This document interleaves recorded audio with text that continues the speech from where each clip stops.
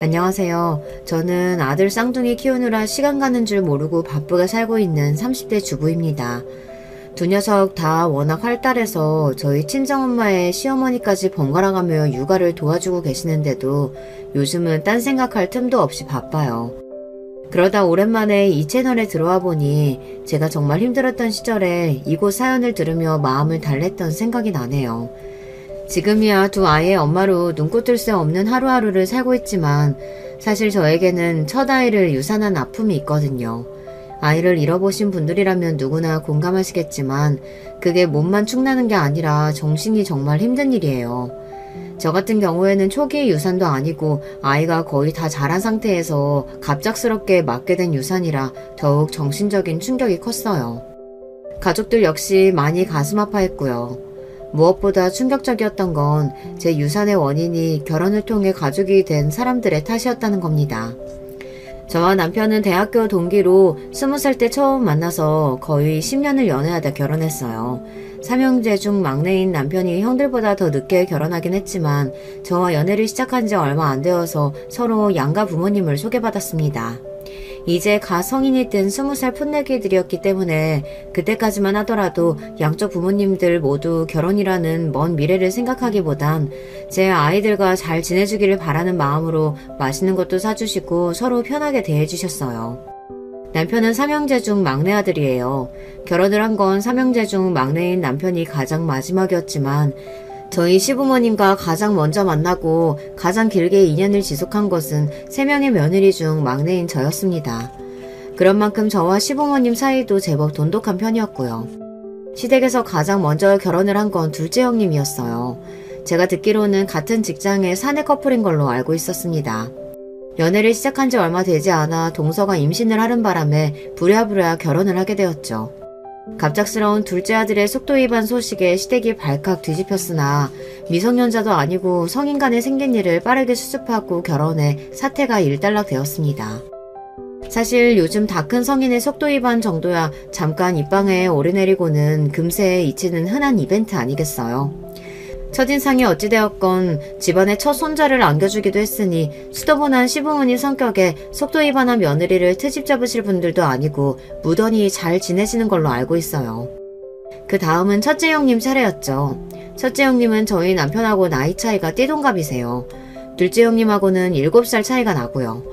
가뜩이나 결혼이 늦은 상태였는데 저보다 7살이나 어린 동생이 덜컥 결혼하더니 그해 바로 아이까지 낳으며 첫째 형님에 대한 결혼 압박이 심했던 걸로 알고 있습니다. 결국 첫째 형님은 시어머님 손에 이끌려 가입하게 된 결혼정보회사에서 만나게 된 분과 결혼에 골인하셨어요.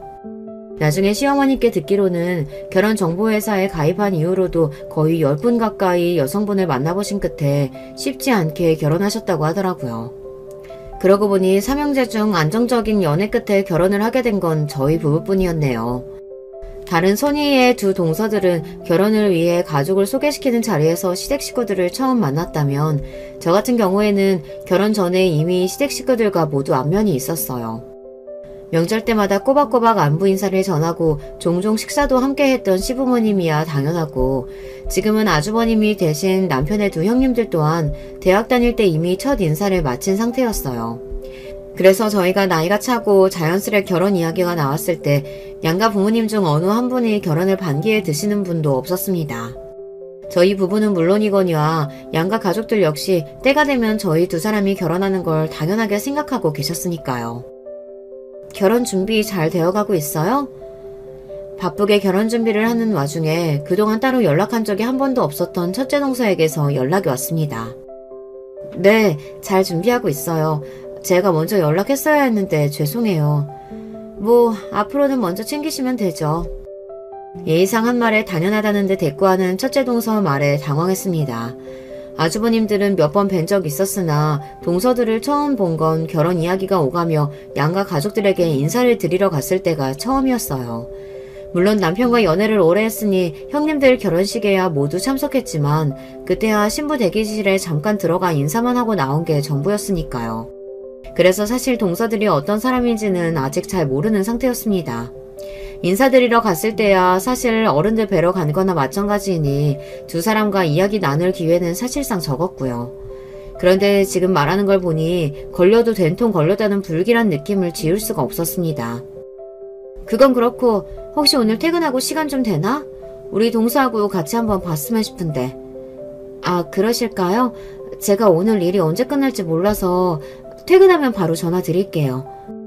만나자는 제안에 당황해서 덜컥 수락을 해놓고는 뒤늦게 이렇게 갑작스럽게 준비도 없이 만나는 게 잘하는 일인가 싶었습니다. 잠시 망설였으나 남편에게 전화를 걸었어요. 근무 시간에 어쩐 일이야? 무슨 일 있어? 그게 실은 아까 자기 큰형수님, 그러니까 첫째 형님께서 전화가 왔는데 말이야. 그렇게 제가 대강의 일을 남편에게 설명했습니다. 남편도 제 얘기를 들을수록 기분이 요상한 모양이었어요. 통화를 길게 한 건 아니었지만 말 몇 마디에도 느껴지는 뉘앙스라는 게 있잖아요. 아무리 편견을 갖지 않고 생각하려고 노력해봐도 좋은 뜻으로 저를 부르는 것 같지가 않았습니다. 퇴근 후 연락을 드리니 첫째 형님이 본인 집 근처로 오라고 그러더군요. 그것부터가 기분이 쎄했어요.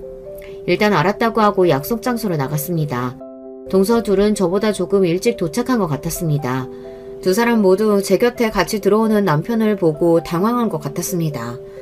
그런 제 두 형수 앞에선 남편이 웃으며 너스레를 떨었어요. 형수님들 여기서 다 뵙네요. 제가 저 사람 서프라이즈 해주려고 회사 앞으로 말 안 하고 데리러 갔는데 오늘은 저랑 못 놀아준다잖아요. 그래서 캐물었더니 형수님들 뵈러 간다기에 저도 따라왔어요. 혹시 제가 눈치 없이 여자들 노는데 끼어든 건가요? 저는 몰라도 도련님이 이렇게 말하는데 그 두 사람이 뭐라고 하겠어요. 죄송해요 형님. 제가 눈치껏 돌려보내려고 했는데 자기 모르게 어딜 가냐고 사람을 하도 닥달하는 바람에 오늘은 이렇게 뵙고 다음에 제가 다시 자리 마련할게요. 그래요. 그럼. 떨떠름하게 대파는 첫째 동서에게 남편이 말했습니다. 오늘은 제가 멋대로 숙녀분들이 만나는 자리에 난입했으니 제가 저녁 대접하겠습니다. 그리고는 다소 어색하긴 했으나 겉으로는 화기애애하게 저녁 식사를 했습니다. 이런저런 근황을 주고받기는 했으나 누가 들어도 제가 혼자 나왔으면 꺼냈을 법한 주제는 근처에도 가지 않으면서 말이죠. 그날은 그렇게 자리가 마무리됐어요. 순조롭게 결혼한다고 했던 내가 입방정이었던 모양이야. 갑자기 스트레스가 확 올려오네. 스트레스 받을 일 생기면 그때 나랑 같이 받고 지금은 미리 너무 걱정거리 만들지 마. 무슨 일 생기든 너 혼자 겪게 하진 않을 테니까. 한 입으로 두말할 남자는 아니었기에 남편을 믿기로 했습니다. 다음날 만난 남편이 말했습니다. 어머니나 형들이나 별일 없다고 하는 걸 보니 따로 무슨 일은 없는 것 같아. 아니면 그 두 분만 뭔가 작당한 게 있다든지. 자기 정 마음에 걸리면 내가 이번에도 따라 나갈까? 자기 찬스는 저번에 이미 썼는데 또 그럴 순 없지. 그랬다가 이번에는 정말로 거짓말인 거 들통날걸? 어찌됐든 평생 볼 사람들인데 그냥 피할 수만은 없어. 나가봐야지. 차라리 그냥 얘기 들어보면 막상 별 얘기 아닐 수도 있잖아. 아무 대꾸 없는 남편 표정이 절대 그럴 리가 없다고 답하고 있었으나 그럼 어떡해요. 이제 와서 겨우 이런 일 때문에 결혼을 물을 수도 없고 부딪혀야 하는 일은 부딪히는 수밖에요. 그렇게 다시 약속을 잡아 동서들을 만났습니다. 애써 웃는 낯으로 앉아있는데 그쪽에서는 딱히 표정 관리를 할 생각도 없어 보이더라고요. 오늘이야말로 진짜 하려던 소리를 듣는다고 생각하니 매도 먼저 맞는 게 낫다고 차라리 얼른 얘기하고 끝내고 싶은 마음뿐이었어요. 혹시 저번에 따로 하실 말씀 있으셨는데 형우씨 때문에 말씀 못하신 거 아닌가 해서요. 하실 말씀 있으시면 해주시겠어요? 제 말에 첫째 동서가 은근슬쩍 둘째 동서에게 눈치를 주더라고요. 대충 둘의 서열이 짐작이 가는 부분이었어요. 동서 말대로 저번에는 우리도 좀 당황스럽더라. 아무리 도련님이 막무가내로 나온다고 해도 적당히 알아서 둘러댈 수도 있었을 텐데. 시작부터 타박 주는 말에 굳이 대꾸하고 싶지 않아 계속 웃는 낯을 하고 있자 둘째 동서가 못마땅한 낯으로 마지못해 입을 뗐습니다. 우리가 얘기 듣기로는 아직 예단 얘기가 제대로 안 나온 걸로 알고 있어서 보통 이런 건 신부 측에서 먼저 얘기를 꺼내는 게 관례인데 결혼식 다 가까워오도록 아무 소리가 없으니 우리 집안에서 먼저 말 꺼내기 민망하지 않겠어? 예단 얘기라면 결혼 얘기가 나오기 시작할 때부터 이미 정리가 끝난 상황이었습니다.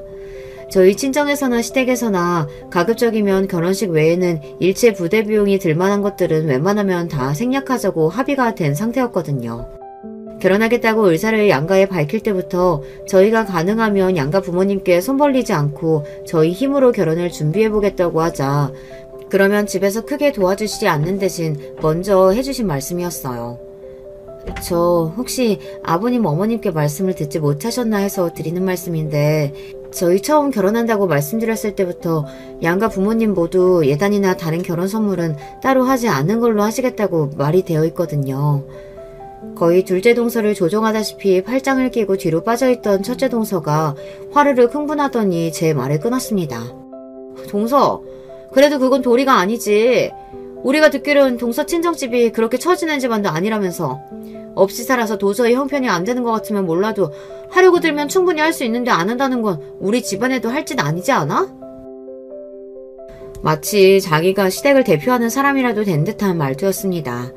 아니 시댁을 대표하는 시부모님과 이미 얘기가 다 됐는데 왜 저 둘이 저렇게 나서서 분란을 만드는 건지 이해가 가질 않았어요. 혹시 이런 것도 동서 시집살이인가 싶었습니다. 그 얘기는 저희 쪽에서 먼저 꺼낸 게 아니라 어른들께서 하신 말씀이에요. 어른들이 그렇게까지 말씀했는데 저희 맘대로 하기도 입장이 좀 곤란해서요. 형님들께서 너그럽게 헤아려 주세요. 말씀이야 그렇게 하셔도 정작 진짜로 준비하면 자식들이 해주는 건데 물으라고 하시기야 하겠어? 우리가 꼭 뭘 바라고 하는 소리가 아니라 이런 건 원래 아랫사람이 눈치껏 하는 거야. 동서 이제 우리 집에 시집 오면 평생 얼굴 봐야 할 사람들인데 시작부터 이러면 우리도 좀 솔직히 갑갑하지. 이건 저들 원하는 대로 하지 않으면 앞으로 시집생활이 쉽지 않을 거라는 반협박이나 마찬가지인 말 아닙니까? 갑갑한 건 도리어 저였습니다. 도대체 뭘 원하길래 시부모님하고는 합의도 안 해놓고 저를 따로 불러서 이런 소리까지 하는가. 이쯤 되니 한번 드러나 보자 싶더군요. 그러시면 형님들께서는 따로 생각해 두신 게 있으신 건가요? 비로소 제 입에서 저들이 원하는 말이 나온 모양인지 부끄러운 줄도 모르고 동서들이 반색을 하더군요. 시커먼 속이 훤히 들여다보이는 행동에 그만 기가 찼습니다. 이건 그냥 참고삼아 하는 말인데 보통은 예단으로는 면품백들 많이 하지? 대놓고 돈봉투 주고받는 건 너무 천박스러운 일이고 그렇다고 명색이 예단인데 살림살이로 대신하는 것도 좀 우세스럽고 많이들 그렇게 한다는 거야 내 말은. 돈봉투 주고받는 게 천박한 줄 아시는 양반이 아직 시집도 안 온 손아래 예비동서한테 예단으로 명품백을 요구하는 건 천박한 줄 모르는 모양입니다. 사실 그깟 명품백 하려고 치면 못할 것도 없었죠. 동서는 말 맞다나 저희 친정이 유복한 것도 사실입니다. 하지만 저희가 먼저 해드리고 싶은 마음이 우러나서 하는 거면 몰라도 꼭 무슨 빚받으러 온 사람 마냥 경우 없게 명품백 내놔라 하는 건 정말 아니다 싶었습니다. 형님들께서 무슨 말씀 하시는 건지는 알겠어요. 하지만 저도 이 자리에서 생각지도 못하게 갑작스럽게 듣게 된 말이고 결혼은 둘이 같이 하는 건데 저 혼자 결정한 문제는 아닌 것 같아요. 형우 씨하고 같이 의논해서 결정하도록 하겠습니다. 제 남편 이름이 나오자 두 사람 얼굴이 다시 시뻘겋게 달아올랐습니다. 동서 진짜 말귀 못 알아듣는 사람이네. 저번에 도련님 달고 올 때부터 조짐이 보이더니만 이렇게 여자들끼리 말 나올 때마다 신랑 들먹일 거야? 누군 신랑 없어? 형님, 솔직히 저는 형님이 왜 이렇게까지 날카롭게 반응하시는지 모르겠어요. 저 나름대로 한 식구 될 사이끼리 잘 지내보고 싶어서 마음에 걸리는 것들이 있더라도 언행도 특별히 조심했던 것 같은데 그렇게 말씀하시면 저도 좀 서운하네요. 제가 막내 며느리로 들어가는 거긴 하지만 그렇다고 정말로 형님 아랫사람인 건 아니잖아요. 어머, 얘 말하는 것 좀 봐. 형님 말씀하시는데 벌써부터 토나면 되겠어? 우리가 뭐 그렇게 서운한 얘기를 했다고 지금 그렇게 예민하게 굴어. 동서, 지금까지는 그렇게 살았을지 몰라도 시집와서까지 그러면 안 돼. 손윗 사람한테 그러는 거 아니야. 저들이 제 손윗 사람이지 저한테 명령해도 되는 사람이라는 뜻은 아니지 않습니까? 애초에 제 의견 같은 건 들을 생각도 없는 사람들한테 차분하게 이야기를 해봤자 결론이 달라질 것 같지 않았습니다. 그리고 제가 지금 굽히고 들어가면 결혼생활 내내 저를 호구 취급할 게 뻔했습니다. 굽히는 것도 굽혔을 때 그걸 너그럽게 받아주고 아랫사람한테 베풀 줄 아는 제대로 된 윗사람한테나 해당되는 이야기죠. 어차피 저 둘이랑 앞으로 잘 지내는 건 텄구나 싶어 그냥 제 할 말을 했습니다. 형님, 아랫사람이라고 윗사람 하는 말에 아무런 의견도 감정도 없이 무조건 따라야 하는 사람은 아니라고 생각해요. 그렇게 따지면 지금 형님들도 아버님, 어머님 의견 무시하시고 저 따로 불러내서 말씀하시는 거잖아요. 저희 예단 문제에 불만 있으시면 먼저 가족들끼리 말씀하셔서 저희와 같이 얘기해보자고 말씀을 해주셨더라면 더 좋았을 텐데요. 솔직히 지금 하시는 말씀은 제 입장에서는 너무 일방적인 요구로 느껴지는 게 사실이네요. 형님들 가슴에 손을 얹고 생각해보세요. 지금 저한테 하신 말씀들 다른 가족들 들어도 부끄럽지 않으실 자신 있으세요? 답은 형님들도 잘 아시리라 믿습니다. 그럼 저 먼저 일어나 보겠습니다. 다음에 뵐 때는 웃으면서 뵐 수 있었으면 좋겠어요. 기막혀하는 두 동서들을 남겨둔 채 먼저 자리를 떴습니다. 이대로는 도저히 안되겠다 싶어 제 생각을 내지르긴 했으나 시작부터 갈등을 떠안게 된 제 입장에서는 이런 상황 자체가 너무 부담스러웠습니다. 너그러운 분들 시부모님으로 모시게 되어 난 참 복이 많은 사람이라고 생각했는데 이런 장애물이 있을 거라고는 생각도 못 해봤어요. 방금 상황을 다시 떠올리니 머리가 지끈지끈거렸지만 나오자마자 본인에게 바로 연락하라는 남편이 신신당부했던 탓에 전화기를 집어들었습니다. 얘기 잘 끝났어? 아니, 파토나도 완전 제대로 파토났어. 제 말에 남편이 불이 나게 달려왔습니다. 길게 설명하기도 지쳐서 남편에게는 그냥 아까 일에 대한 녹음 파일부터 던져줬어요. 무슨 말 하는지 궁금하다고 녹음을 해오라던 남편 말에 처음엔 뭘 그렇게까지 하냐고 타박을 했는데 이제와 생각해보니 녹음이라도 안 했으면 둘이 편먹고 내 입장만 난처해졌을지도 모르겠다는 생각이 들더군요. 녹음 파일을 듣고 남편 표정이 너무 안 좋아졌어요. 본인도 자기 형수들이 이런 인간이라는 건 처음 알았을 테니 그럴만도 했습니다. 형수들 그렇게 안 봤는데 사람들이 정말 해도 너무하네. 그렇게 가깝게 지내진 않았어도 우리 부모님한테는 잘하는 것 같아서 괜찮은 사람인 줄 알았더니만 지금 자기네 아래 동서 들어왔다고 이렇게 시집살이 시키려 들어? 자기들도 예단이니 뭐니 아무것도 안 해왔으면서. 형님들도 예단 안 해왔어? 예단은 무슨, 나 형들 결혼할 때 형들이 자기 돈으로 따로 양복 한 벌 해준 거 말곤 형수들한테 아무것도 받은 거 없어. 그땐 내가 학생이어서 변변한 양복이 없었잖아. 그거 알고 형이 옷 해주면서 자기가 따로 해주는 거니까 형수한테는 아무 소리 말라고 했단 말이야. 우리 부모님도 그런 거 바라실 분들도 아니고. 아니 본인들도 안 한 걸 왜 자기한테만 해오라고 난리야? 그리고 집에 돈 좀 있으면 뭐 그렇게 뜯어내도 당연한 거야? 명품백이 누구네 집 개 이름도 아니고 그것도 한두 푼 하는 것도 아니라며. 내가 도움받는 건 바라지도 않지만 해주는 것도 없는 사람들이 이렇게 뻔뻔하게 저 바라는 거 요구하는 건 아니지. 남편은 당장이라도 제 형들 집으로 쳐들어갈 기세였습니다. 안 그래도 동서간 사이도 어그러진 마당에 형제의 난까지 터지면 감당이 안 될 것 같았어요. 그만! 나 오늘은 형님들까지만 해도 한계치 넘어섰어. 오늘은 더는 분란 만들지 말자, 응? 알았어. 그래서 자기는 어떻게 하고 싶어? 어떡하긴 뭘 어떡해. 벌써부터 내 친정집 뜯어먹을 생각 만만인데 해달라는 대로 다 해줬다가는 앞으로 두고두고 뜯어먹기게 생겼어. 좀 껄끄럽긴 해도 그냥 넘어가는 게 맞는 것 같아. 서로 얼굴 붉힐 만큼 다 붉힌 마당에 이제 와서 명품백 그거 사줘봤자 나 예뻐라 할 리도 없고. 나도 그게 맞는다고 생각해. 그러다가 괜히 안 보이는 데서 자기 괴롭힐까봐 그게 걱정돼서 그러지. 그러지 말고 내 비상금으로 그냥 해줘버릴까? 자기 비상금으로 하나 우리 친정집에서 뜯어내나 하나 뭐가 다를 게 있어. 어차피 해주면 우리 집 주머니에서 나온 줄 알 텐데. 하지마 그냥. 말은 그렇게 하면서도 솔직히 저도 후환이 두렵긴 하더라고요. 그래서 밑밥 삼아 보험을 하나 들어두기로 했습니다. 시부모님과 식사 자리에서 결혼 준비는 잘하고 있냐는 말이 나오자 남편이 기다렸다는 듯이 말했습니다. 내가 형수들 그렇게 안 봤는데 이번에 정말 사람이 다시 보이더라고요. 하지 말라니까. 제가 말리는 신용을 했습니다. 그걸 보고 시부모님이 무슨 일인가 싶어 놀라 물으셨습니다. 왜? 무슨 일 있었니? 아니 글쎄 이 사람만 따로 불러내서는 대놓고 자기들 명품백 해달라고 하더라니까요. 어른들끼리 이미 다 얘기 끝난 걸 이 사람만 굳이 따로 불러서 그러는 바람에 이 사람 입장이 얼마나 난처했다고요. 그게 무슨 소리야? 예단 안 하기로 얘기 끝난 게 언제적 일인데. 어머 그게 정말이야?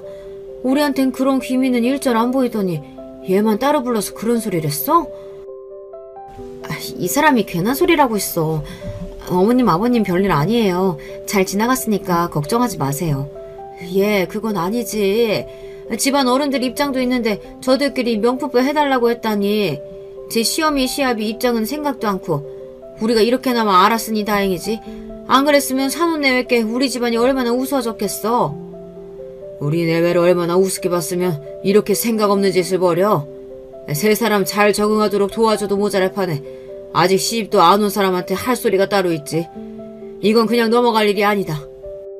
예상대로 시어머니와 시아버지 모두 개념 없는 동서들 행동에 화가 많이 나셨습니다.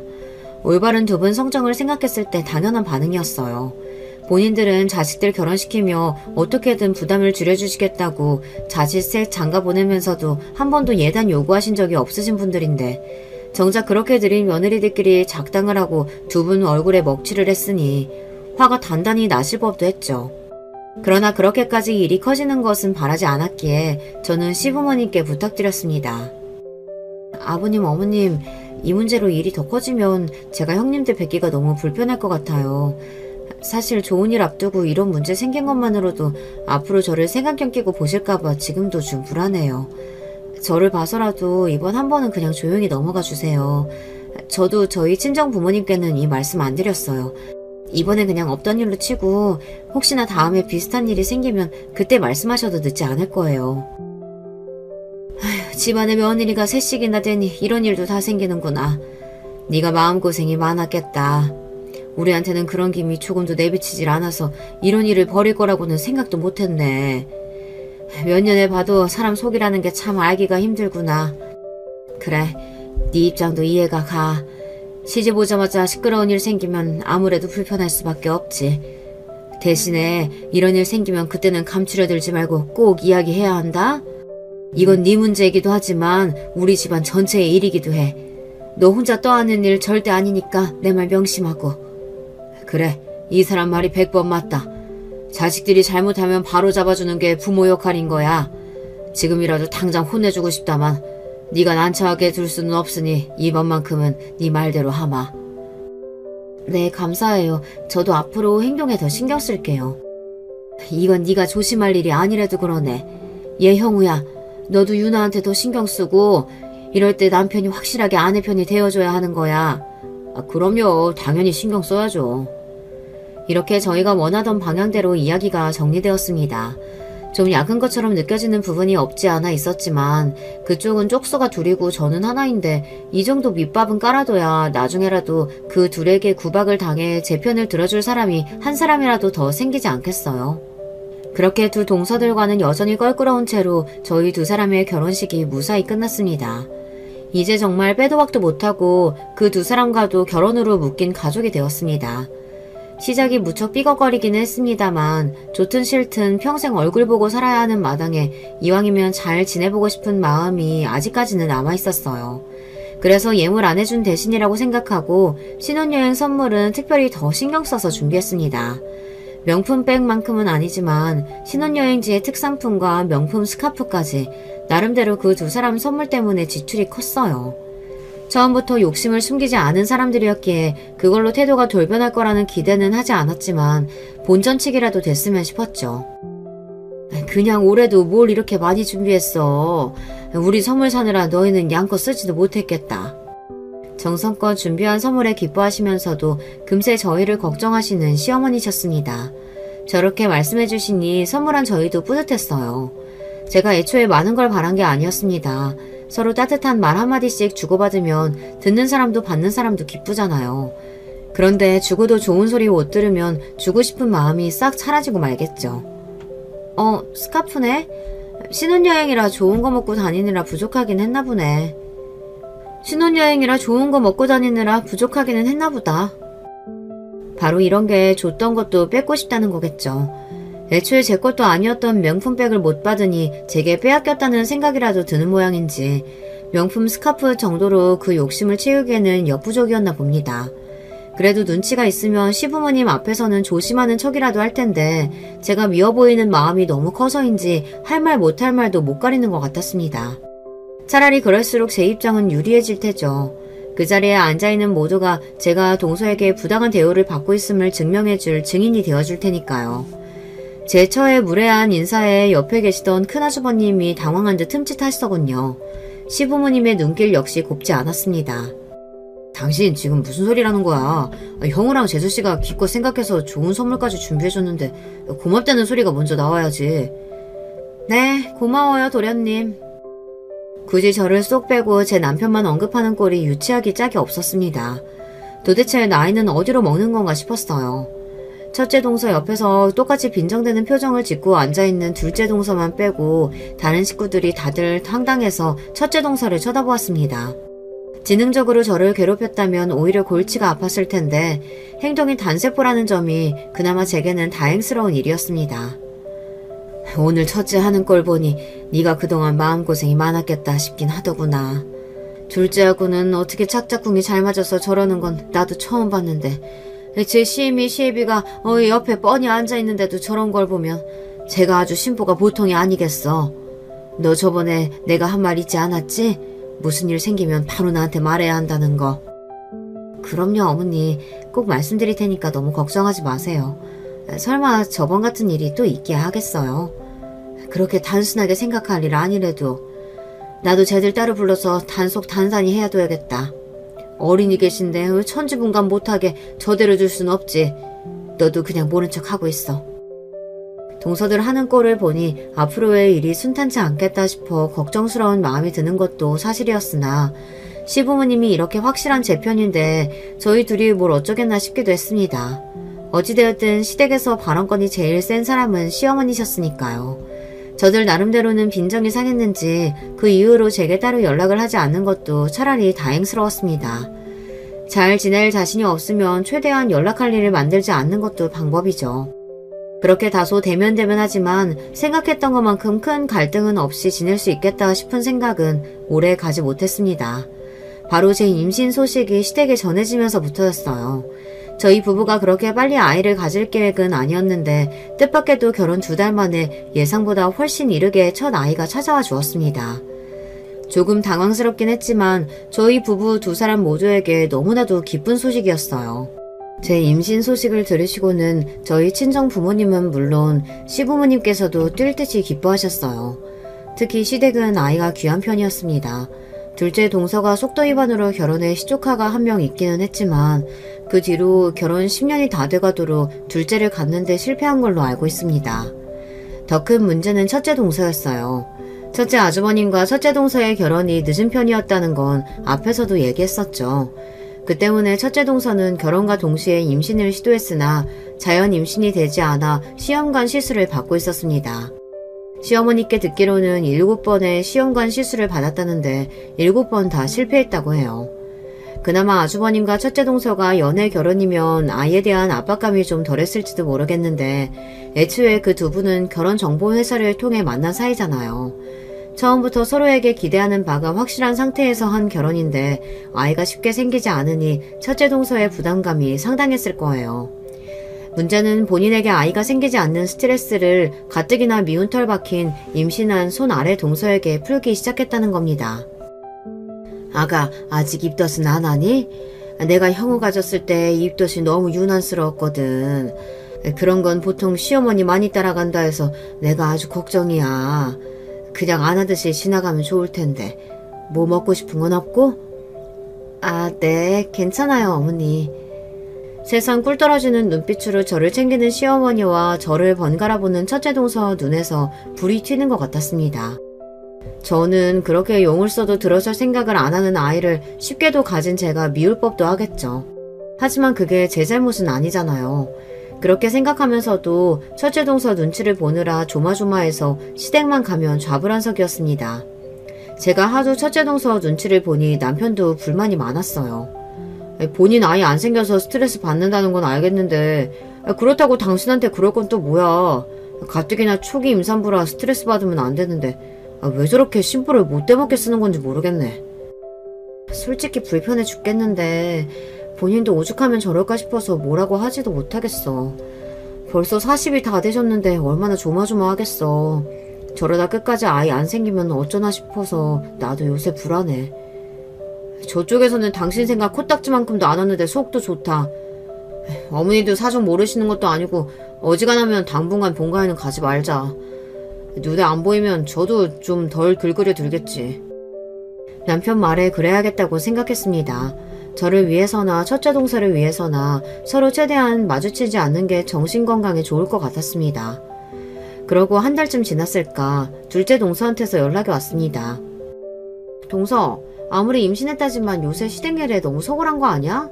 식구도 한둘이 아닌데 동서까지 빠져서 음식 준비하느라 내가 얼마나 힘든 줄 알아? 애 가졌다고 너무 유난 떠는 거 애한테도 안 좋아. 나라고 애 안 낳았어? 누가 들으면 애를 한 대여섯은 낳은 사람인 줄 알겠습니다. 그리고 음식하느라 무슨 힘이 들었겠습니까? 저희 시어머니는 애초에 음식한다고 며느리 부려먹을 수 있는 분이 아니셨어요. 간단하게 과일 깎는 전도나 서로 돌아가며 했지 저희 도착하기도 전에 어지간한 음식은 미리 준비하고 기다리시는 분이셨습니다. 이제 하다하다 별 꼬투리를 다 잡는다 싶었죠. 형님이 임신하셨을 때 힘들지 않으셨다고 다른 임산부들도 다 그런 건 아니에요. 그날 안 간 건 어머님이 먼저 무리하지 말라고 하셔서 빠졌던 거고요. 어머님 성정이야 원래 그러신 분인 거 몰라서 그래? 그래도 시댁 행사에는 빠지지 말고 꼬박꼬박 와야지. 서로 봐서 반가울 얼굴도 아닌데 뭘 그렇게 못 불러내서 안달인가 싶다가 아하 싶었습니다. 왜요? 첫째 형님이 저 안 왔다고 또 뭐라고 하세요? 아니 갑자기 형님 얘기는 왜? 뻔한 일이죠. 도대체 무슨 책이 잡혀서 저러는지 모르겠으나 둘째 동서는 유난히 첫째 동서 앞에서 맥을 못 쳤습니다. 저한테 대시 타박을 하는 거나 여러모로 둘째 동서는 첫째 동서 아바타나 마찬가지였죠. 아마 저한테 이렇게 날카롭게 구는 것도 수술리면 첫째 동서의 히스테리가 자기한테 넘어올까 싶어 더 앞잡이처럼 굴었던 거겠죠. 길게 이야기하기도 싫어서 그냥 간단하게 정리하기로 했습니다. 그날은 정말로 몸이 안 좋았어요. 앞으로 가급적이면 시댁 행사는 빠지지 않겠습니다. 하실 말씀 다 하셨으면 이만 끊겠습니다. 가뜩이나 임신하고 몸이 물에 젖은 손뭉치같이 무겁게 느껴졌는 차에 임신했다고 유난 떠는 사람 취급까지 당하니 기분이 확 가라앉더라고요. 친정엄마에게 전화해서 하소연을 했더니 엄마가 저 대신 더 화를 내주셨습니다.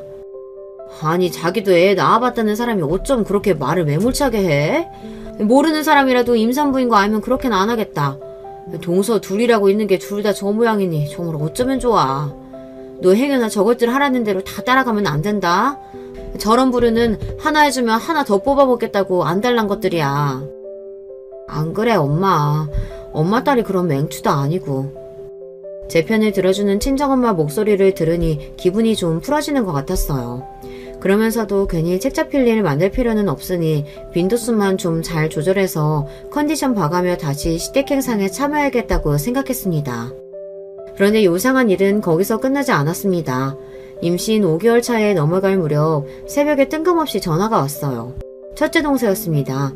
처음에는 무슨 사고라도 생긴 건가 싶어 그 시간에 자다가 소스라치게 놀라 전화를 받았어요. 그런데 막상 받아보면 별일도 없는 거예요. 주절주절 헛소리를 늘어놓는 첫째 동서에게 짜증이 솟구쳤습니다. 형님, 지금 시간이 새벽 2시가 넘었어요. 급한 일 아니시면 좀 나중에 얘기하면 안 될까요?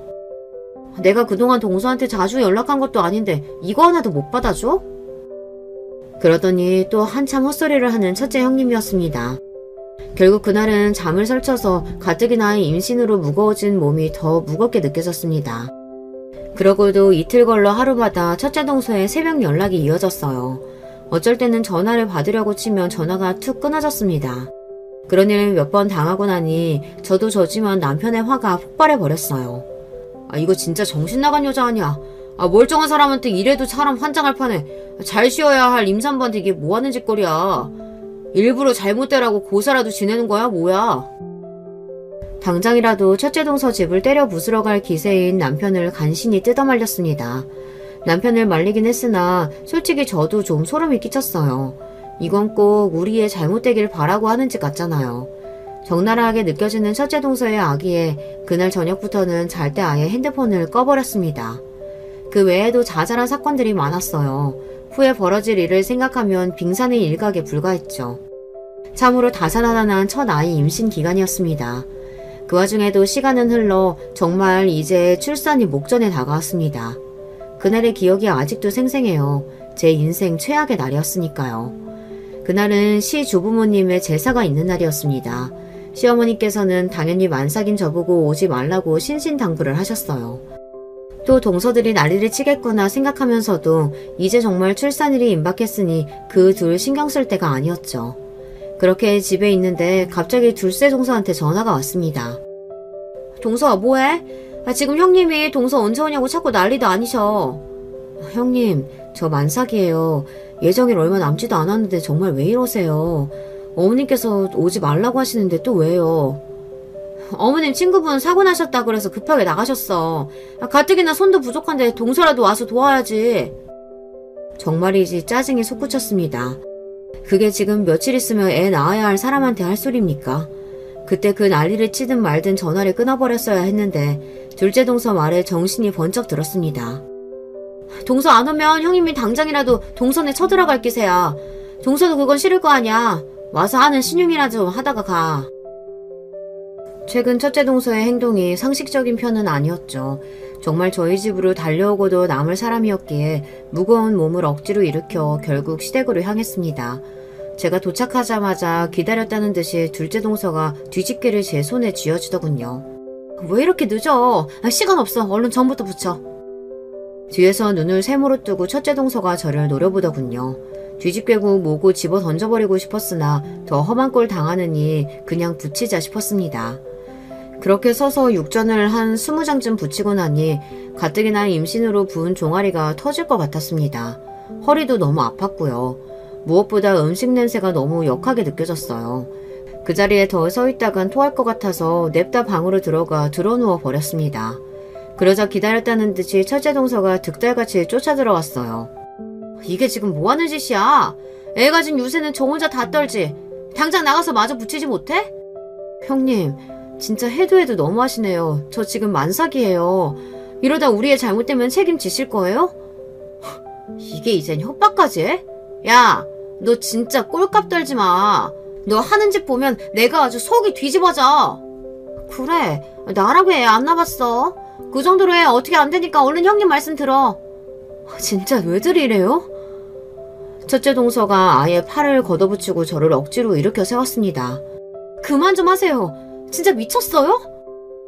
그 말에 첫째 동서 눈이 뒤집히더니 정말 미친 여자처럼 제 뺨을 후려쳤습니다. 그 임에 제가 바닥으로 철퍽 주저앉았습니다. 순간 배에서 이로 형용할 수 없을 정도의 극심한 고통이 몰려왔습니다. 그러더니 금세 제 주변이 피로 물들기 시작했어요. 제가 배를 부여잡고 고통을 몸부림치자 그 두 여자 낯빛도 질리기 시작했습니다. 어떡해 형님, 어떡해요? 그나마 둘째 동서가 먼저 정신을 차렸는지 119에 전화를 했습니다. 곧 출동한 119에 급히 후송되었으나 병원에 도착했을 때 이미 저희 소중한 첫아이는 제 곁을 떠난 후였어요. 정신을 차렸을 때 남편이 제 손을 부여잡고 오열하고 있었어요. 아이가 떠나가고 반쯤 꺼진 배를 보며 다시 정신이 나갈 것 같았습니다. 내가 그것들 가만 안 둘 거야. 그것들 피눈물 흘리게 해줄 거야. 여보, 정신 차려봐, 여보. 의식이 꺼져가는 와중에 남편의 애처로운 목소리가 떠나질 않았어요. 다시 깨어났을 때 남편은 곁에 없었습니다. 대신 저희 친정 부모님과 시부모님이 제 곁을 지키고 계셨죠. 시부모님은 저희 부모님 앞에서 죄인 꼴을 하고 계셨어요. 어떻게 이런 일이 있을 수가 있어요, 사돈. 세상에 어떻게 그런 악기들이 다 있습니까? 애 꼴 좀 보세요. 이게 사람입니까? 사돈만 믿고 우리 아이 그 집에 보내놨는데 어떻게 이런 일이 생길 수가 있어요? 죄송합니다, 사돈. 저희가 정말 사돈 뵐 낯이 없습니다. 죄송합니다. 허리를 젓고 제 친정엄마에게 빌고 있는 시어머니를 보고는 그만 눈을 질끈 감아버렸습니다. 하루 이틀이 지나자 몸 상태는 조금씩 나아졌으나 마음의 상처는 어찌할 도리가 없더군요. 이번 기간 내내 남편과 친정엄마가 제 곁을 지켰습니다. 저 사람이 회사는 어쩌고 저러나 싶었으나 물어볼 기운도 없었어요. 그렇게 입원한 지 사흘쯤 지났을까 뻔뻔한 인간들이 감히 제 병실을 찾아왔습니다. 도련님, 동서, 제가 잘못했어요. 한 번만 용서해주세요. 저 이러다 진짜 이혼당해요. 제발 고소 취하해주세요. 이 뻔뻔한 인간들이 감히 여기가 어디라고 찾아와? 형 둘 다 이혼남 만들 생각이에요? 아이 잃고 정신없는 건 알지만 그걸 제 탓만 할 건 아니죠. 첫째 동서는 끝까지 저 잘못했다는 소리는 안 하더군요. 그 꼴을 보고 저희 친정엄마가 그 두 여자 머리채를 휘어잡아버렸습니다. 이 악기 같은 년들, 내 손자 잡아먹은 딱똑한 년들, 니 년들은 살인자야. 왜 이래요? 이거 놔. 저것들 당장 내 눈앞에서 치워. 미친년처럼 소리 지르는 제 기세에 남편이 그 둘을 집어던지듯 병실 밖으로 쫓아냈어요. 제 상태가 조금 진정되자 남편이 그간의 일을 설명하기 시작했습니다. 당신이 녹음한 파일 듣고 우리 아이가 어떻게 떠난지 알았어. 그걸 알고도 도저히 저것들을 가만히 둘 수가 없어서 그간 통화 녹음했던 것들이랑 새벽에 연락한 거며 당신 입원 일 진단서까지 모을 수 있는 건 싹 다 끌어서 저 둘 고소했어. 형들한테도 그간 저것들이 한 짓들 녹음 파일 다 보냈고 형들이 당신한테 사과하고 싶다고 하긴 했는데 아직 당신이 힘들 것 같아서 나중에 하자고 했어. 첫째 동서 기행이 나날이 심해지다 보니 그날 시댁에 들어가면서부터 휴대폰 녹음 기능을 켜두었던 걸 남편이 들은 모양이었어요. 뿐만 아니라 일하느라 기본적으로 제 휴대폰에 통화 녹음 설정이 되어 있어 그간의 동서들 만행 역시 고스란히 남아있었어요. 고소할 근거는 충분했습니다. 하지만 그것보다 남편이 우리 아이 떠날 때의 상황을 그대로 들었을 일을 생각하니 가슴이 아팠습니다. 제 앞에서 고개도 못 들고 눈물을 떨구는 남편을 보니 아이를 잃은 건 저 혼자만이 아니었는데 저 사람이 어떻게 버텼을까 싶어 그제야 정신이 번쩍 들었습니다. 그렇게 남편과 얼싸안고 한참을 울었습니다. 남편과 슬픔을 함께 나누고 나서야 비로소 우리 아이가 떠났음을 인정하고 받아들일 수 있었어요. 제가 기운을 차린 것과는 별개로 그 둘을 가만히 둘 수는 없는 노릇이죠. 그 둘은 감히 남편과 저의 첫 아이를 죽인 철천지 원수였습니다. 저는 시댁 식구들이 다 모인 자리에서 선언했습니다. 저 두 인간들과 절대로 가족으로 지낼 수 없습니다. 고소 진행하는 건 물론이고 저 인간들 이 집에서 쫓아내지 않으시면 어머님 아버님 뵙기도 힘들 것 같아요. 아주버님들 역시 마찬가지예요. 저 사람들을 가족으로 계속 보고 살 순 없어요. 제 말에 시댁 공기가 무거워졌습니다. 그러나 아무도 제 뜻을 거스를 수는 없었어요. 이윽고 시아버지께서 입을 여셨습니다. 우리도 우리 손자 잃게 만든 그들 더는 자식으로 품고 살 수 없다. 그들과는 인연 끊을 작정이다. 우리가 정말 널 볼 낯이 없다. 미안하다 아가. 나도 마찬가지다. 끔찍해서 그것들 얼굴 어떻게 보고 살겠니? 너 하자는 대로 다 할 테니까 너는 제발 네 몸만 생각해, 응? 언제나처럼 제 편을 들어주시는 시부모님 말씀에 차오르는 눈물을 꾹 참았습니다. 하지만 첫째 아주버님의 말씀은 저희 부부에게도 뜻밖이었어요. 저 도저히 그 사람이랑 같이 못 살겠어요. 재수씨 일도 정말 면목도 없지만 저도 더는 그 사람을 견딜 수가 없어요. 이혼하겠습니다. 그 자리에 모두가 깜짝 놀랐으나 첫째 아주버님의 심정을 이해하지 못하는 사람은 없었습니다. 심지어 시부모님도 이혼하겠다는 첫째 아주버님을 말리지 않았습니다.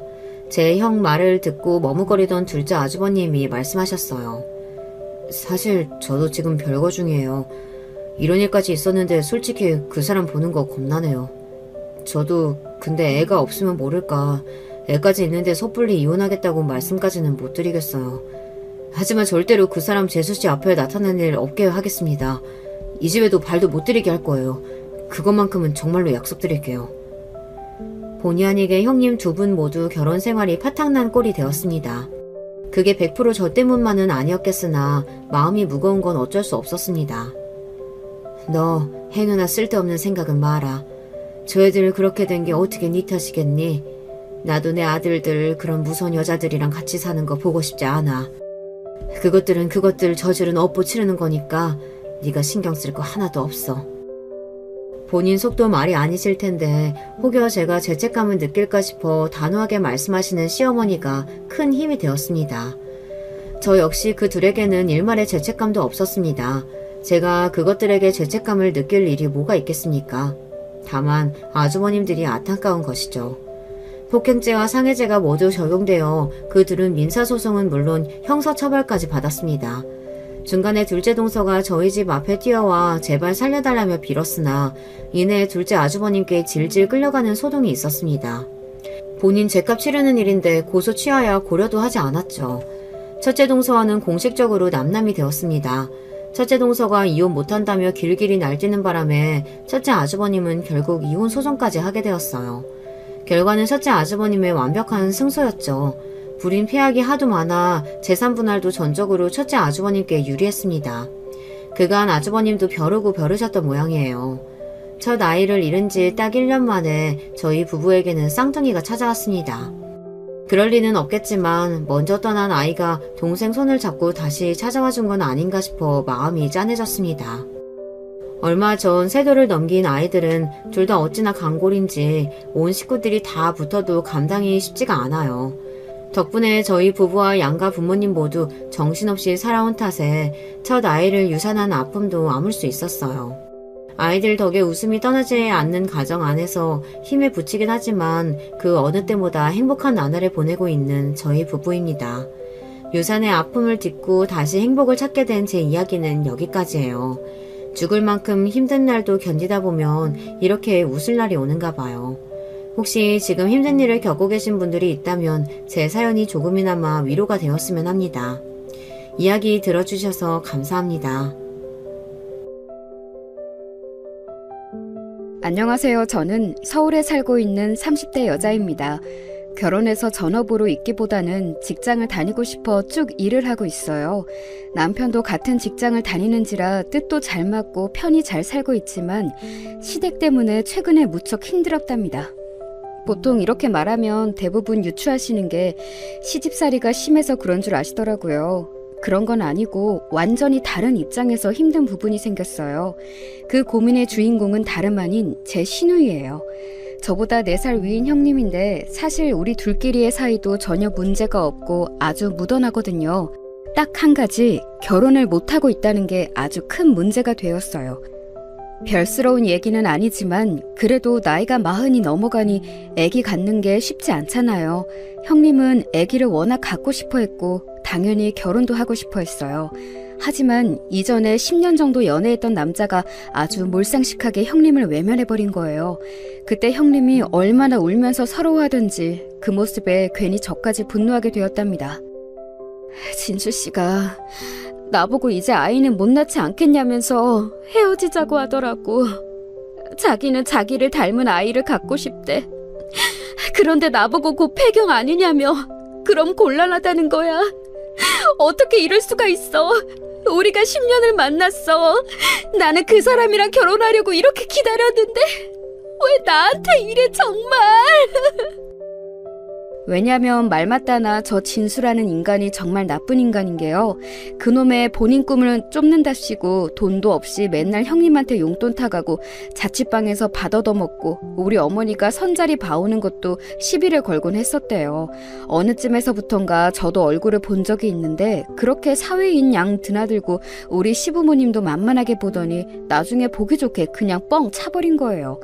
저 따위 말들을 하면서 말이에요. 그러니 우리 남편도 저 인간 얘기만 나오면 이를 갈더라고요. 솔직히 누나도 바보야. 미쳤다고 저딴 남자를 믿고 10년을 그냥 날려버리냐고. 그렇게 애기 갖고 싶어 했으면서 일찌감치 정신을 차렸어야지. 내가 제일 열받는 건 진수 그 자식이 지금 곧장 딴 여자애를 만나고 있다는 거야. 뻔하지 뭐. 어린애 만나니까 얘랑은 앞길 창창해 보이고 우리 누나한테는 이제 볼장 다 본 거지.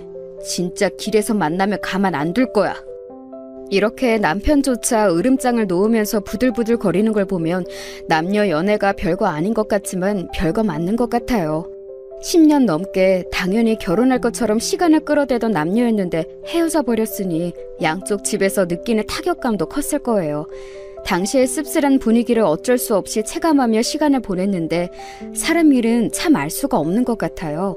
그렇게 힘들게 헤어지고 울상을 하고 있던 형님이었는데 몇 달 안 지나서 대뜸 결혼 소식을 알려왔지 뭐예요?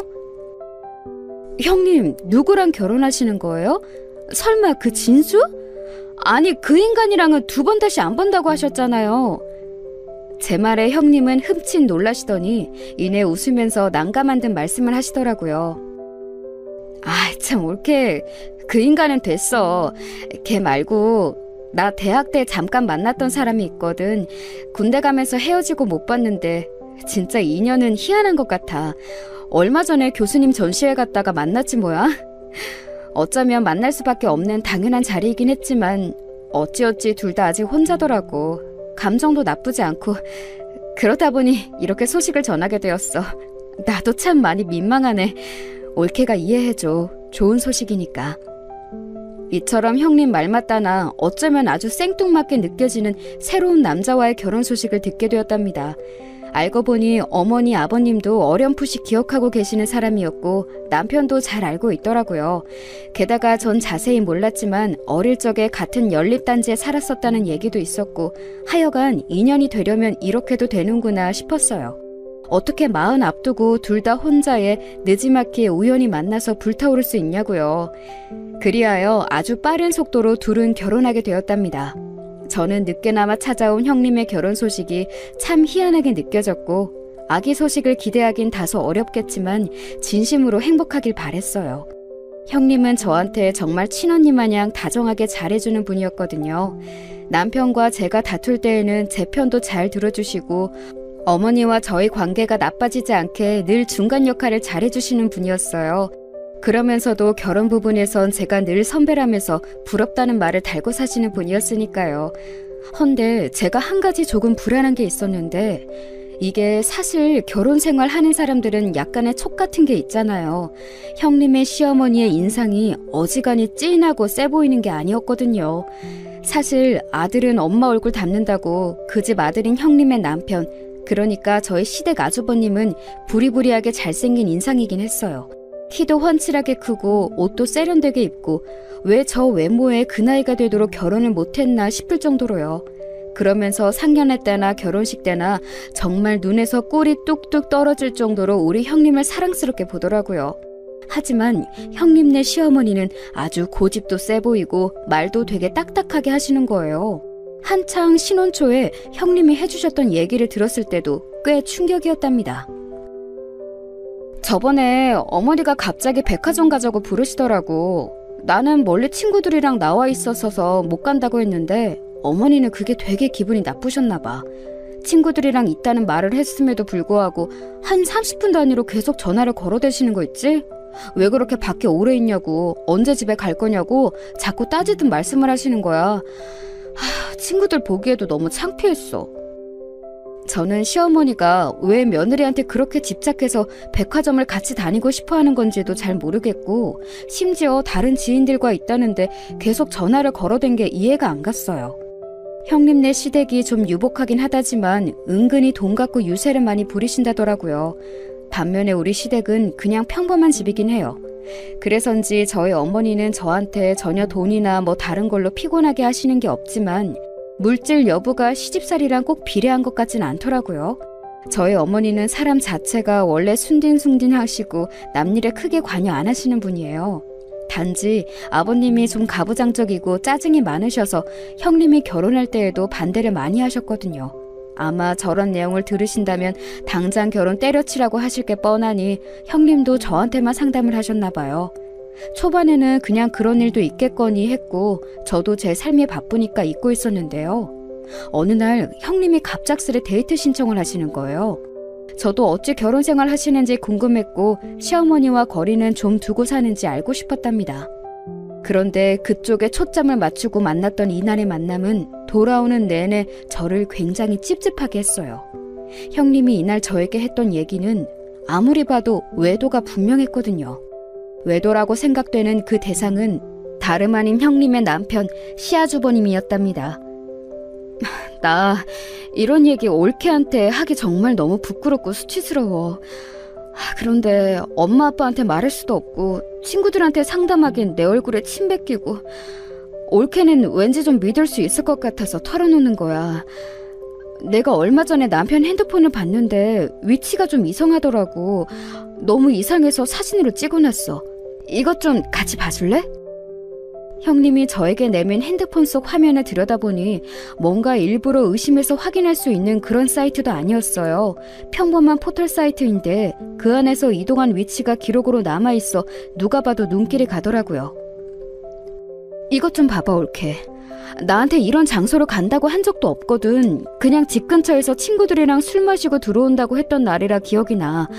근데 이날 시간대며 남편이 늦게 들어왔던 거며 다 맞는 날인데 왜 호텔 기록이 남아있는 건지 모르겠어. 저도 이런 얘기는 친구들이나 인터넷으로 익히 보고 들었던 바라 저도 모르게 레이더를 바짝 세우고 함께 점검해봤어요. 그런데 아니나 다를까 본인 와이프인 형님에게 연락해줄 때와는 달리 전혀 다른 장소에서 술집에 가거나 호텔에 들락거리고 몇 시간씩 오래 있다 나온 기록들이 남아있더라고요. 그리고 사실 이 상황에 대한 답도 형님이 갖고 있긴 했어요. 올케, 나 정말 너무 이상해서 이날 새벽에 남편 핸드폰을 샅샅이 다 뒤져봤어. 근데 정말 기가 막힌 거야. 남편이 만나는 여자가 있었더라고. 그것도 나보다 앞서 만나던 여자, 결혼하려던 여자였나 봐. 저번에 어머님이 가족들끼리 얘기하시다가 실수로 이름을 잘못 말하신 적이 있거든. 그때 고모님들도 아차 싶은 얼굴로 당황해서 나를 보시는데 아마 그 여자 맞는 것 같아. 결혼할 생각으로 오래 만난 사람이라 집안 행사도 다 따라다녔고 어른들도 뒤늦게 입조심하시더라고. 근데 어떻게 이 여자랑 아직도 만나서 저렇게 돌아다닐 수가 있지? 이 말을 하는 형님의 표정은 정말 아주 허옇게 텅 빈 눈을 하고 아무 생각이 없어 보이더라고요. 앞만 봐도 100%이고 이건 결혼한 지 얼마 안 된 사이에서 있으면 안 되는 일이었어요. 조심스럽게 형님에게 제안을 했고 형님은 그걸 곧장 받아들이셨답니다. 하지만 저나 형님 둘 다 너무 순진했던 것 같아요. 그렇게 쉽게 매듭이 지어질 일이 아니었더라고요. 형님, 그러지 마시고 얼른 아주버님이랑 이 문제로 확실히 얘기하세요. 누가 봐도 외도 맞다고 보이는데요? 그리고 아주머님이랑 둘만 얘기하지 마시고 시댁 어른들에게도 알리는 게 낫겠어요. 나 정말 너무 가슴이 쿵쿵 뛰고 우울하고 미칠 것 같아. 그래도 어떻게든 해결을 봐야 될 것 같아. 그래야겠지? 힘들어하는 형님을 달래고 또 달래면서 결국 이 일을 본인 시댁에 알리실 수 있도록 도왔답니다. 하지만 그 이후로 벌어진 일은 정말 입이 다물어지지 않더라고요. 저는 이때라도 늦지 않았으니 얼른 형님을 그 집에서 빼내야 했던 것일까요? 나중에 남편을 통해서 들었는데 정말 엄청난 일이 벌어졌더라고요. 와, 나 미치겠다. 진수 그 자식하고 이제 좀 멀쩡한 인간이랑 만났나 했더니 매형 진짜 이번에는 내가 그냥 넘어가는데 또 이런 일이 있으면 못 참을 것 같아. 어쩜 인간이 그래? 글쎄, 이전 여자를 아직도 만나고 있는 것 같아서 누나가 그 집 어른들께 알렸다나 봐. 그런데 거기 시어머니가 난리를 치고 발작을 하더래. 어디 우리 아들 하는 일을 꼬치꼬치 따지냐고, 핸드폰은 왜 훔쳐보냐면서 별 상스러운 소리를 다 했다더라고. 단체로 머리가 어떻게 된 거 아니야? 게다가 핸드폰 훔쳐봤다고 매형은 매형대로 발을 탕탕 굴러대고 난리를 쳤다네. 저리 가라면서 밀었다는데 뭐가 뭔지 모르겠어. 아버지는 그것 때문에 지금 장난 아니야. 나 진짜 돌겠어. 그야말로 이 얘기는 와 소리가 나올 법한 얘기더라고요. 듣고도 믿기질 않아서 넋이 나가 있는 제 앞으로 더 충격적인 소식을 듣게 되었어요. 사실 이때 들은 얘기를 생각하니 애지간해서 이 시기에 형님을 그 집에서 빼내긴 힘들었을 것 같네요. 게다가 혹시 당신은 알았어? 아니다, 누나도 모르고 있었던 것 같아. 그게 글쎄 임신을 했다지 뭐야? 될 거라고 기대도 생각도 아무것도 안 하고 있었잖아. 그러니 누나도 어지간히 황당해하는 것 같아. 뭐? 임신? 그게 진짜야? 세상에, 전혀 몰랐었어. 형님도 그런 얘기 한 번도 하신 적 없는데. 느지막이한 결혼이라 양가 어느 쪽도 아기에 대한 화제를 언급하지는 않았지만 사실 이게 좋은 소식인지 안 좋은 소식인지도 헷갈리더라고요. 아주버님의 외도 문제만 아니라면 더없이 좋은 얘기일 텐데 형님은 오롯이 이런 상황을 짊어지고 가야 하는 거잖아요. 그리고 평소 그렇게 아기를 원했던 분이라 웬만하면 좋은 쪽에 초점을 맞추는 수밖에 없었어요. 가족들 모두 심란한 상태로 머물고 있던 가운데 이 상황에서 감정을 관리하지 못하고 폭주해버리신 분이 있었으니 그분은 바로 저희 아버님이셨어요. 진짜 그러시면 안 되는데 임신한 형님을 생각해서라도 자중하셔야 하는데 아버님 딴에는 임신이라는 키워드 자체에 더 분노하게 되신 것 같더라고요. 어쩌면 아버님의 폭주대로 이루어지지 않은 게 다행이긴 하겠지만 이때 아버님이 잔뜩 날이 서서 본인 사위를 호출하셨다는데요. 너무 웃긴 건 아주버님이 거기에 응하지 않았다는 거예요. 전화도 안 받고 답장만 띡 보냈다는데 그걸 어머니가 저한테 보여주시더라고요. 야, 이것 좀 봐라. 글쎄 뭐라고 왔는지 아니? 아버님, 요즘 야근이 많아서 못 갈 것 같습니다. 그리고 부부 사이는 저희가 알아서 하겠습니다. 어제 전화 주신 내용도 많이 불쾌하고 이 사람한테 실망스럽습니다. 그럼 또 뵙겠습니다. 이렇게 온 거야. 네 아버님이 사위한테 전화해서 뭐라 난리치긴 했거든. 그런데도 분이 안 풀리니까 얼굴 보고 한바탕 다 혼내려고 부른 거였어. 근데 사실 그것도 뭐 이제 안 보고 살 것도 아니고 애기도 생긴 데다가 평생 보고 살아야 하니 사위 한번 크게 잡으려고 했던 거지. 안 그러면 네 아버님은 네 형님 시집 보내놓고도 맨날 시엠보 인생처럼 가슴 졸이면서 살 테니까 대차게 야단 쳐놓고 다신 못 그러게 눈물 쏙 빼려고 했던 모양이야. 근데 저렇게 얌체같이 쑥 빠져나가면서 죄송하단 말도 없는 거 봐라. 나는 제 임신한 것도 그닥 기쁘지도 않아. 그러면 안 되는데 진짜 이게 무슨 일이니 정말. 상황이 이렇게 가고 있으니 어째 잘못을 저지른 아주버님은 당당해 보이고 맨날 마음고생하는 우리 불쌍한 형님이 무슨 가해자 마냥 보이더라고요. 결국 마음이 급격히 약해져 버린 어머니는 이렇게 해결할 일은 아닌 것 같다며 행동을 시작하셨는데요. 사실 전 이것도 썩 좋아 보이지는 않았어요. 사위를 어르고 달래본답시고 마치 아부하듯이 잔뜩 음식을 해서 보내신 거예요. 본인 딸내미도 임신해서 음식 잘 못 먹고 힘들고 사위도 약간은 달래서 둘이 잘 지내길 바라는 마음에 그러셨던 것 같아요. 근데 저도 약간 이때 서운했던 게 저 역시 임신을 알게 되었거든요. 그런데 흐름이 이렇다 보니 다들 마냥 기뻐할 수만은 없었고 어머니는 본인 딸 생각밖에 없으셨는지 저보고 형님 댁에 음식들을 실어주라고 하시는 거예요. 저도 임신 초기라서 몸이 영 편치 않은데 말이에요. 그래도 제가 형님과 사이가 좋았으니 망정이지 그게 아니었으면 새로운 시집살이라고 생각해서 어머니랑 감정 상할 뻔했어요. 아무튼 임신을 한 자체는 좋은 일이고 기왕이면 둘이 잘 살길 바라는 마음은 저 역시 같았답니다. 그래서 음식도 갖다 드리긴 했는데 정작 당사자인 형님의 표정은 썩 좋지 않았어요. 옳게 엄마가 갖다 주란 거지? 그래 고마워. 이거 가져다 주느라 고생 많았겠다. 엄마도 참 옳게도 임신해서 힘든데 이렇게 오라가라 시키면 어떡해.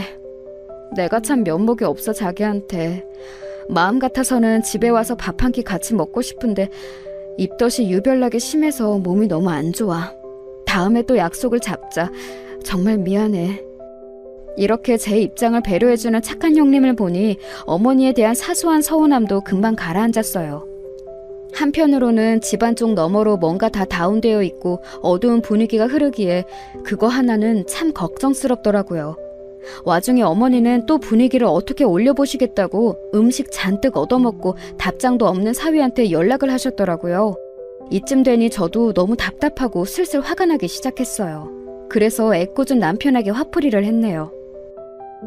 아니, 솔직히 딸이랑 며느리 비슷한 시기에 임신한 게 경사이긴 하지. 그런데 지금 형님 상황이 안 좋잖아. 거기 아주버님은 코빼기도 안 내비치고 있는데 무슨 여행은 여행이야. 이런 거 다닐 기분이 아닌데. 그리고 나나 형님이나 아직 몸살이고 조심해야 돼. 이거 어떻게 할 거야? 남편은 제가 평소 같지 않게 마구 화를 내자 임신 중이라 예민한 거라고만 판단을 했나 봐요. 자꾸 저를 설득하면서 자기네 좀 도와달라고 하더라고요. 당신 마음도 이해해. 알아. 힘든 거 알지. 근데 이번만 누나 좀 도와주면 안 될까? 나도 웬만하면 남의 집 일 신경 딱 끊고 살고 싶은데 엄마가 저렇게 노력하는 것도 너무 안 됐잖아. 이번만 좀 협조해주라. 내가 모든 거 다 감당할게. 응? 이렇게 되어 우리는 예정에도 없던 여행을 떠나게 되었어요. 어머니가 서울 외곽으로 펜션을 잡아서 다 같이 1박으로 여행을 가자고 하시고 단톡방은 아주 떠들썩했답니다. 하지만 얼마 되지 않아 형님이 아주 청천벽력 같은 말을 남기신 거예요. 다들 재밌는 시간 기대하고 계셨을 텐데 죄송해요. 아무래도 제가 몸이 너무 안 좋고 어제만 해도 빈혈이 심해서 주저앉았거든요. 나이 들어서 임신하니 몸이 안 따라주네요. 아무래도 여행은 무리일 것 같아요. 이렇게 말을 남기시더니 그렇게까진 안 해도 될 텐데 단톡방을 나가버리시더라고요. 나름 기대하고 계셨던 어머니도 되게 놀라셨고 우리 모두 형님의 갑작스런 퇴장에 할 말을 잃었어요. 상황이 이렇게 되어버리니 여행도 전부 무산되었고 어머니는 한동안 저희 부부에게조차도 연락을 안 하시더라고요. 조용한 가운데 저는 무던히 아기가 뱃속에서 자라고 있었고 그 가운데 친정엄마 칠순도 있어서 다 같이 여행을 다녀왔어요. 묵묵히 따라다녀주고 짐도 들어주고 운전까지 다 도맡아주는 남편을 보니 왠지 모르게 형님 생각이 나는 거예요. 우리 집 일에 군말 없이 다 따라다니는 남편인데 내가 너무 예민했던 건가 싶어 간만에 형님께 연락을 드렸어요. 그런데 늘 다정하고 따뜻하게 맞아주시던 형님이 좀 날선 반응을 하시는 거예요. 무슨 일이야 올케? 나 지금 바빠서 통화하기 힘든데 중요한 내용 아니면 나중에 전화하자. 만나자고? 아니 요즘 바쁘고 몸도 안 좋고 해서 누굴 만날 상황이 안 돼. 그럼 끊어? 뭔가 형님답지 않게 전화를 확 끊어버리시는데 아무래도 마음에 자꾸 걸리는 거예요. 썩 축복받지 못한 임신이기도 했지만 저한테 냉정하게 대하시는 분이 아니고 늘 친언니 마냥 잘해주셨던 분이거든요. 아무래도 본인은 몸이 안 좋아서 본인 친정 여행도 못 다녔는데 제가 너무 보란듯이 카톡 프로필에 우리 친정 식구들 여행 사진을 올려서 그런 걸까요? 별의별 생각을 다 해보게 되더군요. 그래도 그런 걸로 옹졸하게 삐지거나 시비를 거시는 분이었나 싶기도 하고 아무튼 저렇게 칼같이 잘라버리는 말투는 약간 상처가 되었어요. 남편에게도 상황을 말했더니 여지없이 자기 누나는 그럴 사람이 아니라고 하더라고요. 우리 누나는 그런 걸로 삐지고 기분 나빠하는 성격이 아니야. 얼마 전에 애기 옷도 선물로 보내줬었잖아. 당신이랑 연락을 안 하고 나한테 보내준 건 바쁜 와중에 챙기느라 정신이 없었대. 이 부분도 그런대로 납득이 가긴 했지만 아무튼 저는 이전과 저를 대하는 모습이 많이 달라진 형님을 보고 미심쩍었어요. 그리고 얼마 지나지 않아 왜 형님이 저한테 그렇게 내외하셨는지 곧 알게 되었답니다. 그것도 아주 복잡하고 불편한 일로 말이에요. 정말 간만에 형님 번호가 핸드폰에 뜨길래 놀래서 받았는데요. 전화기 너머 형님은 더더욱 놀라있는 상태시더라고요. 올케, 정말 미안한데 혹시 우리 집 좀 와줄 수 있나? 우리 엄마한테는 얘기하지 않았으면 좋겠는데 부탁이야. 약간은 울먹이는 소리로 말을 하는 형님은 제가 택시를 타고 갔을 때 역시 여전히 놀라있는 상태였어요. 하지만 이미 모든 상황은 다 끝나고 막이 내려버린 얘기였더라고요. 형님이 이때 자세한 얘기를 해주시진 않았지만 결론은 딱 하나였어요. 고이고이 지켜왔던 아기를 그만 멀리 보내게 되었다는 거였답니다. 아무래도 몸이 이상한 것 같아서 병원에 가봤는데 맞다는 거야. 엄마한테도 연락을 못했어. 그래서 할 일 다 하고 집에 온 지 얼마 안 됐어. 그런데 내가 알기론 이렇게 보내고 나면 애기 낳은 거랑 똑같이 몸이 힘들다고 하더라. 올케, 나 마음이 너무 안 좋아. 계속 눈물만 나. 형님은 그렇게 오열을 하시더니 제 품에 안겨 한참 고개를 못 일으키시더라고요. 제 뱃속에 아기가 있어서 그런지 가슴이 찢어질 것 같았어요.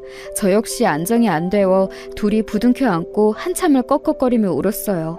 자기 친정엄마가 걱정할까봐 말도 못하고 아마 상황을 보니 남편인 아주버님도 함께 쭉 있어주진 않았던 것 같아요.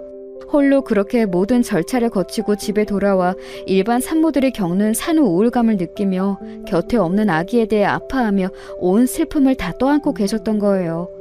넓디 넓은 그 멋진 신혼집 안에 형님의 슬픔만 공허하게 가득 차 있는 게 느껴졌어요.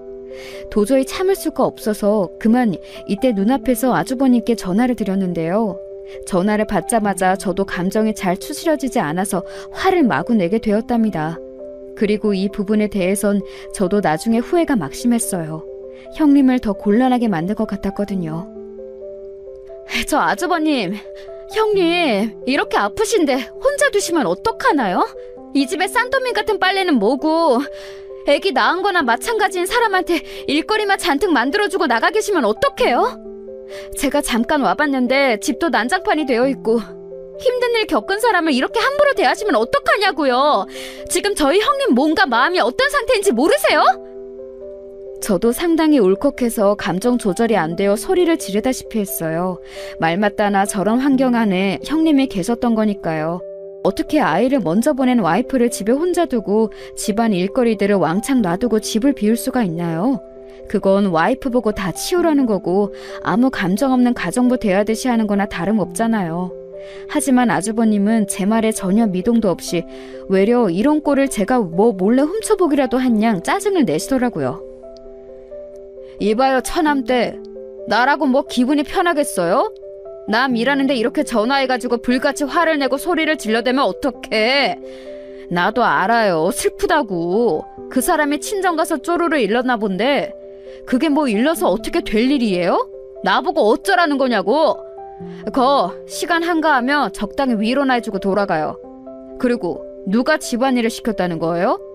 돈 안 벌고 집에만 있으니 당연히 할 일인 거지. 처남댁은 밖에서 돈이나 벌어봤나 모르겠네. 처남은 이렇게 빽빽 남의 일에 간섭하는 와이프랑 사느라 고생이겠어요. 하여간 다시는 이런 일로 서로 목소리 들을 일 만들지 맙시다. 네? 이러면서 전화를 확 끊어버리는데, 와, 남인 제가 들어도 이렇게 살벌하게 느껴지는데 형님은 어떠셨을까 싶더라고요. 괜한 일을 오지랖 넓게 질러버려가지고 형님은 더 괴로운 얼굴을 하고 계시고 저는 이 일이 제게 크나큰 실수로 남아서 죄책감을 느끼게 되었어요. 형님 잘 위로해드리고 집으로 돌아오는 길 마음이 엄청 복잡하더라고요. 결국 돌아와서 남편에게 조심스럽게 말을 전했고 찬찬히 시댁에게도 알리게 되었어요. 차마 아버님에게는 말씀드릴 수가 없었어요. 어머니가 단단히 입막음을 하셨거든요. 무슨 일이 있어도 네 아버님한테 말하지 마라. 내가 시기를 봐서 적당히 말을 할 테니까 절대 말실수하면 안 돼. 네 아버님 안 그래도 자기 사위 벼르고 있어. 맨날 그렇게 욕을 해대는데 애기 저렇게 보낸 거 알면 다 사위 때문이라고 아주 뒤엎고 사고칠 거야. 제발 우리 당분간은 조용히 있자. 아무리 생각해봐도 어머니 말씀이 맞는 것 같아서 저와 남편은 조용히 입을 닫았어요. 제 출산일도 몇 개월 뒤로 다가오는데 우리 부부는 물론이고 어머니는 마음 편히 이 시기를 보낼 수 없었답니다. 하지만 얼마 안 가 그렇게 조심하고 조심했던 아버님이 모든 걸 다 포기하고 폭주하게 된 사건이 발생하고 말았어요. 어차피 터질 일이었다면 이때 진즉 폭로하는 게 낫지 않았나 싶네요. 그러고 보면 저도 임신 중에 참 별의별 일을 다 겪었네요. 이날 저녁도 아니고 거의 새벽으로 넘어갈 무렵인 시간에 말이에요. 누가 갑자기 우리 집 배를 누르는 거예요. 인터폰을 보니 불도 까맣게 꺼져 있고 해서 뭔가 했더니 형님이 서 계시더군요. 잠옷만 걸치고 있던 저는 너무 놀라 이제 막 잠든 남편을 깨워 같이 문을 열었는데요. 고개를 제대로 못 들고 있던 형님이 비로소 고개를 들자마자 저와 남편 모두 외마디 비명을 지르게 되었어요. 세상에 형님! 얼굴이 왜 이렇게 된 거예요? 어머 세상에, 멍 아니에요? 한쪽 눈이 무슨 푸르스름한 국대접을 엎어놓은 마냥 온통 멍으로 뒤덮여 있는 걸 보고 기가 막히더군요. 이건 도저히 안 될 것 같아서 제발 알리지 말라며 간곡히 부탁하는 형님의 말을 거절하고 시댁에 알리게 되었어요. 비밀로 넘길 게 따로 있지 이건 진짜 아니라고 보여지더군요. 이 상황을 알게 된 어머니는 또 아버님에게 알리지 말라고 하실 것 같아 곧장 아버님께 알려드렸어요. 혹시나 저는 이런 일이 벌어진 이유가 괜히 제가 나서서 그렇게 된 줄 알고 손을 달달 떨어가며 여쭤봤어요. 그런데 이유가 그건 아니라지만 아니라서 더 큰 문제더라고요. 아니, 그런 걸로 새삼 그러지 않아 그 사람. 그냥 일상이야. 근데 이번에는 정말 너무 아파서. 그리고 나도 아이 보낸 마당에 이렇게 사는 게 뭔 의미가 있나 싶어. 이건 정말 너무 아프네. 다들 나처럼 사는 것 같진 않더라고. 이 말에 남편은 완전히 눈이 돌아서 그분을 어떻게 해야 할지 몰라 자리에서 팡팡 뛰더라고요. 형님 본인도 인정하셨지만 이렇게 꾹꾹 눌러가면서 결혼 생활을 유지하는 게 무슨 의미가 있을까요? 이제 둘 사이에 더 이상 엮일 게 없잖아요. 아이도 없고 아무것도 없이 그저 이렇게 큼지막하게 상처를 입히고 한쪽은 일방적으로 당하기만 하는 관계만 남아있어요. 우리 시부모님에게 있어 결혼한 이래 얼굴 코빼기도 비추지 않던 사위는 이런 식으로 본인 딸들에게 엄청나게 무서운 흔적만 남길 뿐이었어요. 게다가 아기를 보낸 지 얼마 안 되어 정신적으로 힘들어 보이는 아내에게 어떻게 이런 짓을 할 수가 있단 말인가요? 서둘러 남편을 재촉해서 형님을 모시고 시댁으로 갔고 어머니는 보자마자 비틀비틀 주저앉으시더군요.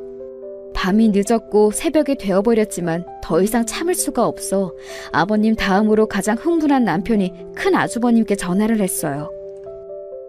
형, 미안한데 엄마네로 좀 와봐. 누나가 장난 아니야 지금. 매형 이 자식 진짜 사람도 아니야. 와서 얘기 들어.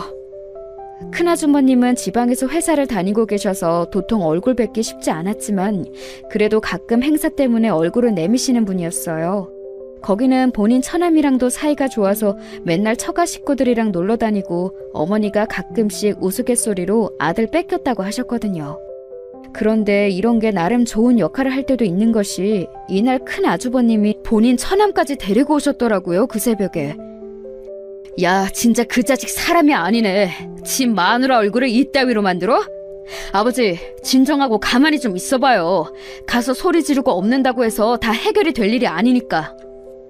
큰아주버님은 이렇게 말해놓고 본인 여동생인 형님에게 따박따박 상황을 따져 물었고 형님은 울먹이면서 겨우 사정을 털어놓으시더군요. 이쯤 되니 더 이상 이 결혼을 유지할 수 없다고 느꼈나 봐요.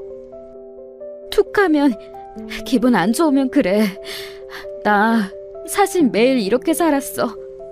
맨날 그 사람 들어올 때 무섭고 어머니한테도 몇 번 상담했는데 계속 내가 더 잘해야 된다고만 하셨어.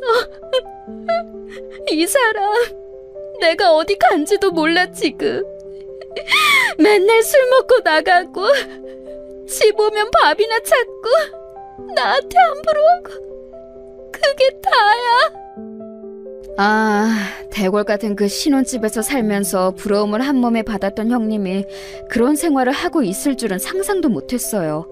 평소 연락이 잘 안 되고 멀리 사시는 막내 신우도 기가 막혔는지 이래서 자기는 결혼을 안 하는 거라면서 전화로 마구 악을 쓰시더라고요. 그러게, 그깟 결혼이 뭐라고. 사람 없으면 그냥 내 인연 없다 하고 살다 가야지. 언니는 왜 굳이 결혼을 해서 그 난리야? 아무튼 됐어. 나 오전에 올라갈 테니까 딱 기다려. 다 같이 그 집에 쳐들어가자고. 듣자 하니 진짜 이거 미친 인간들 아니야? 형부라고 부르기도 싫은 그 자식. 결혼식에서 깔짝깔짝대고 눈 흘리니까 여자 좋아하게 생겼다만. 하여간 언니는 보는 눈이 없어. 이날 우리는 시댁에 모여 모두 정말 꼴딱 밤을 샜던 것 같아요. 일을 어떻게 하냐, 무작정 찾아가기만 한다고 해결될 일이냐, 외려 우리가 책 잡히면 어쩌냐 하면서 저마다 돌아가며 한마디씩 했거든요. 그러다 보니 아침이 밝을 때 꾸벅꾸벅 졸고 정말 뜬 눈으로 밤을 새버렸어요. 다들 일어나서 뭐라도 먹고 움직여야 했는데 뭐가 넘어갈 상황이 아니잖아요. 졸지에 큰 아주버님네 처남까지 함께 머리를 싸매고 어떻게 엿을 먹여야 할지 고민하며 아주 고통에 휩싸여 있었답니다.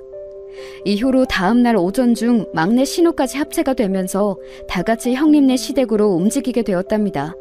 이날의 일은 진짜 두고두고 못 잊을 광경인 것 같아요. 임산부인 저보고 남편이 절대 따라오지 말라는 것을 왠지 그냥 두고 볼 수 없어서 함께했어요. 형님의 전화는 제대로 받지 않는 악마 같은 아주버님네 본가, 그러니까 그 세고 독한 시어머니가 계시다는 시댁으로 다같이 향한 거예요.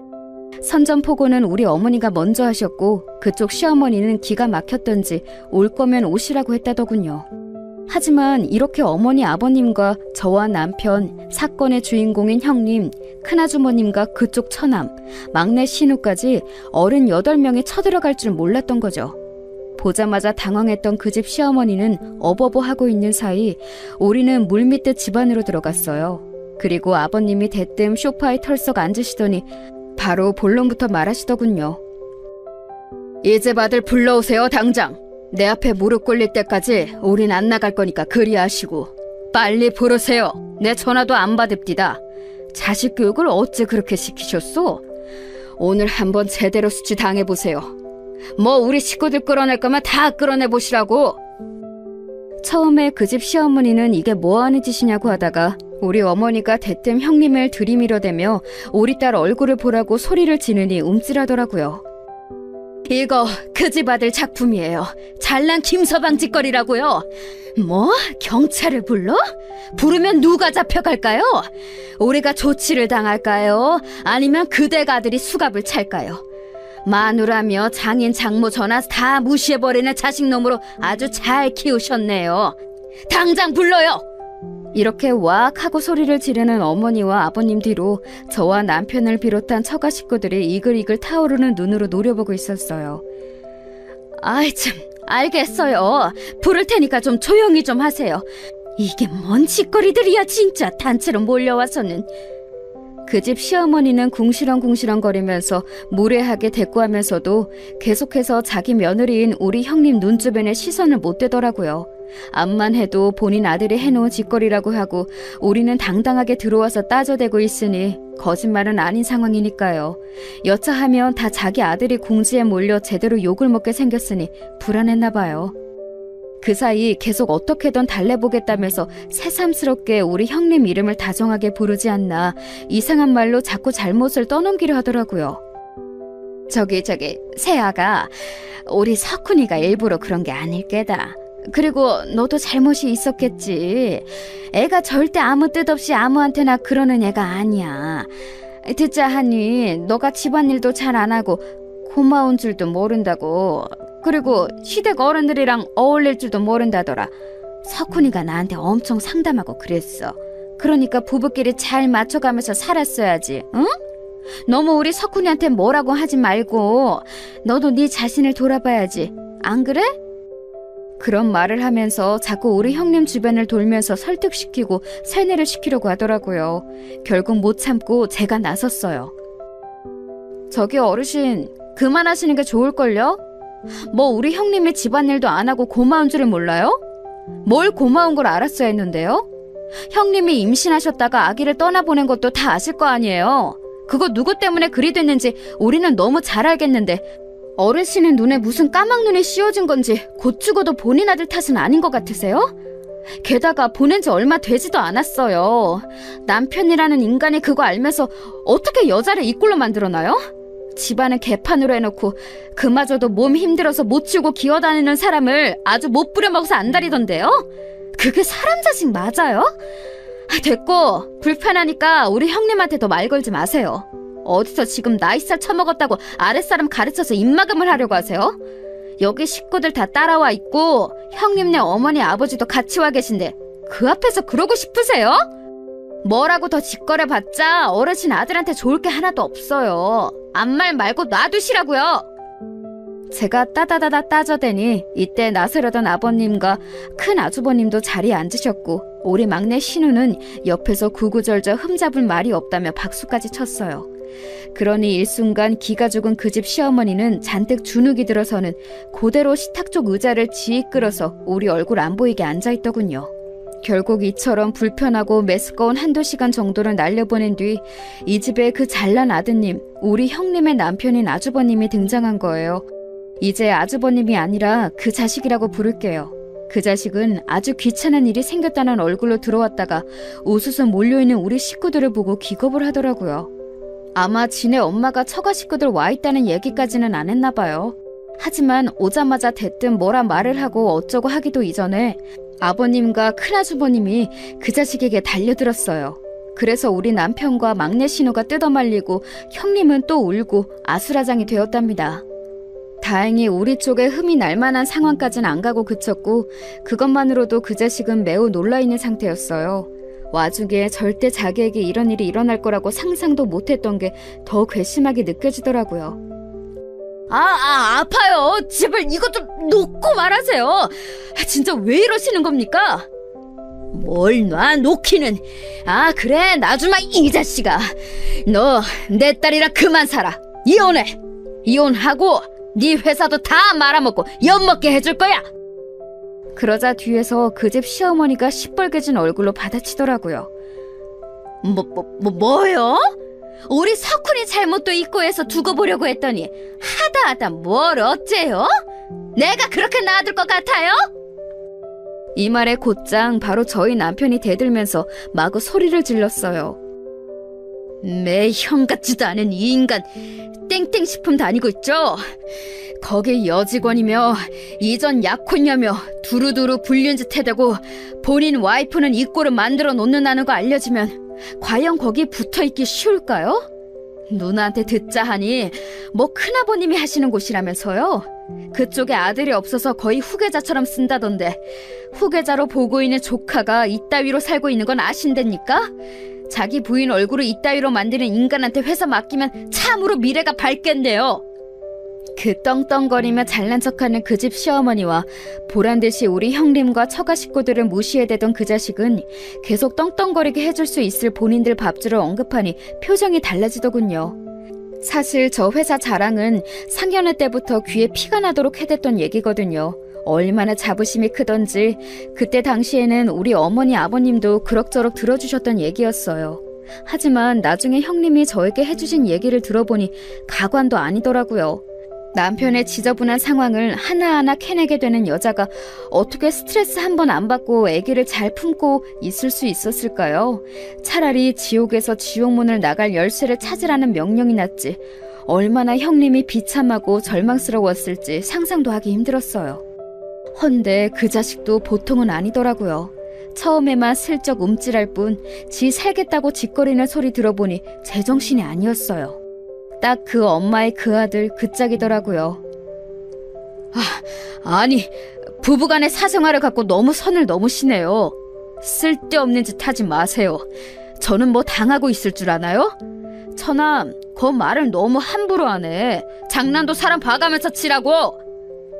이런 식으로 대충 수습하려 들어대는 데다가 자기 부인이랑은 대충 말싸움이 있었고 자기도 미쳐졌다는 거짓말을 해대니 우리 쪽 분위기는 더 사나워질 수밖에 없었어요. 하지만 이런 식으로 말싸움 해봤자 의미도 없고 그렇다고 마음은 10분 이해하지만 똑같이 물리적인 행동을 해서도 안 되니 이쯤에서 매듭을 지어야겠더라고요. 그대로 우리는 집을 나서버렸고 시부모님은 집에다 모셔다 드렸답니다. 그 길로 남편과 저, 막내 신우, 큰아주머님과 그 집 처남까지 합심해서 판을 짜고 실행하게 되었어요. 더 말할 것도 없이 그 자식이 다니는 땡땡식품에 제보를 했다는 거죠. 사실상 회사에 직접적으로 넣기에는 어려웠고 형님에게 시댁 큰아버님인 그 회사 사장님 연락처가 있으니 가능했던 일이에요. 결혼식 이후로 애지간해서 얼굴 볼 일이 없는 조카 며느리가 이런 식으로 연락을 해온 데다가 본인 회사 내부에서 여직원을 건드리고 문란하게 놀았다는 소리를 들으니 큰아버지라던 회사 사장님도 좀 답답해하는 분위기더군요. 우리 조카 며느리 일단 내용은 잘 알겠어요. 재수 씨랑 얘기를 좀 해봐야 할 것 같은데 그건 그렇고 정말 석훈이가 홍보팀 여직원 몇을 건드렸다는 게 맞는 말인가? 증거라도 있어요? 이 말에 형님이 그간 캡처해두었던 증거를 보내드렸나 봐요. 본래 이렇게까지 뭔가 싸우고 끝까지 가는 성격은 아니신데 우리 가족들이 나서서 계속 설득한 끝에 겨우 용기를 내신 거예요. 사실 본인의 눈으로 확인했던 그 끔찍한 외도 내역들 그리고 본인의 몸이 상해가며 남편에게 입었던 상처들 다 남겨두기 싫었겠죠. 언젠가는 증거로 쓸 일이 있을 수도 있다는 생각에 찍어두셨다고 하지만 그걸 남겨두면서 얼마나 비참한 기분이셨을까요? 제가 시간별로 잘 정리해두는 게 낫겠다고 해서 같이 컴퓨터로 파일 작업을 했고 그걸 정리하는 와중에도 얼마나 화가 치밀었는지 중간에 형님은 몇 번이나 또 오열을 하시더라고요. 결론적으로 이런 증거까지 눈으로 보고 확인해버린 그쪽 큰아버지이자 사장님은 아주 짧은 단답형의 문자를 우리 형님께 보내오셨더라고요. 그 문자를 읽고 나니 저도 처음엔 이해가 잘 안 되어 매우 헷갈렸어요. 조카 며느리, 내용은 잘 알겠어요. 이유는 내가 알아서 하겠습니다. 그럼 잘 지내요. 내용을 보니 일단 알긴 알겠다는 건데 그 뒤로 알아서 뭘 어떻게 하신다는 건지 안 나와 있으니까요. 설마 이렇게 덥지는 않겠지 싶으면서도 팔은 안으로 굽는 건가 싶어 불안하고 잠이 안 오더라고요. 우리 형님은 이미 이혼을 진행하셨고 그냥 그렇게 이혼만 해버리고 위자료 얼마 받고 모든 게 끝나는 느낌이 들었으니까요. 얼마간 손톱 물어뜯으면서 불안해했는데 형님 이혼하시고 며칠 안 되어 기쁜 소식을 듣게 되었어요. 옳게 고마워. 큰아버님이 나한테 별도로 연락을 주진 않으셨지만 이 인간이 나한테 전화해서 거품 물면서 난리를 치더라고. 나 때문에 제명되어 버렸다고 어쩔 거냐고 아주 발악을 하네. 긴 말씀은 않으셨지만 알겠다는 말이 이 인간 처리하겠다는 말이었나 봐. 그래도 말이 통하는 어르신이어서 얼마나 다행인지 몰라. 그리고 그 인간 말이야. 진짜 어이가 없어서 눈물이 날 지경이더라. 이제 와서 나보고 잘못했대. 지네 큰아빠한테 연락해서 다 없던 일이라고 네가 거짓말한 거라고 해주면 위자료를 얼마 더 주겠다나? 진짜 내가 별 그지 같은 쓰레기랑 같이 살았었나 봐. 법원 갔을 때는 눈 깜짝도 안 하고 멍 거적대게 치우듯이 이혼을 마무리하더니 지금 애걸복걸하고 난리도 아니야. 그냥 전화 끊고 차단해버렸어. 형님 말 맞다나 그 자식은 이혼 얘기까지는 그럭저럭 쿨하게 받아들이는 양 끝까지 지 잘못은 없다는 식으로 굴었대요. 그런데 그렇게 철석같이 믿고 있던 지네 큰아빠 회사에서 제명을 당하곤 완전히 눈이 돌아버렸더군요. 근데 언젠가는 터질 얘기였었나 봐요. 제명이 결정되고 난 뒤에 몇몇 회사 여직원들이 뒤늦게 폭로를 하고 이제사 말을 한다면서 제보를 했다더군요. 한편으론 저 여직원들처럼 그 자식과 그냥 스쳐 지나가는 재수없는 인연이 아니라 무려 남편으로서 아기까지 임신했었던 형님이 무척 안타깝게 여겨졌어요. 들려오는 얘기로는 아주 망나니같이 살다고 하고 본인 본가에서도 한동안 꼴보기 싫다며 집에 오지 말랬다나 봐요. 그러니 밖에서 떠도나 본데 워낙에 능력도 딱히 없지만 집안 하나 유복해서 그 나이까지 장가 안 가고 놀았나 보더라군요. 집이며 뭐며 안 받쳐주는 상태로 나이만 먹어서 돈 몇 푼 들고 쫓겨났으니 마땅히 할 게 뭐가 있겠어요. 그 이후의 소식은 저희도 몰라요. 그렇게 별탈 없이 우리 가족의 시간이 지나갔고 저도 건강히 아기를 낳아 육아하고 있답니다. 한창 스트레스가 많았기에 저희 엄마가 제발 네 몸이나 돌보라고 형님네 신경 끄고 너나 애기랑 몸 챙기라고 해서 살짝 걱정이 되었는데요. 그래도 아기와 저 모두 건강하고 이제 벌써 시간이 꽤 지난 이야기예요. 형님은 이혼 후 모든 걸 정리하고 잠깐 쉰다며 해외에 나가 계시는데 거의 그쪽에 적응을 해버리신 것 같아요. 딱히 언제 들어오겠다는 말씀도 없고 그냥저냥 잘 지내고 계신 것 같더라고요. 여러모로 심적인 치유가 잘 되시길 바랄 뿐입니다. 여기까지 제 얘기를 들어주셔서 감사합니다. 모두 건강하세요.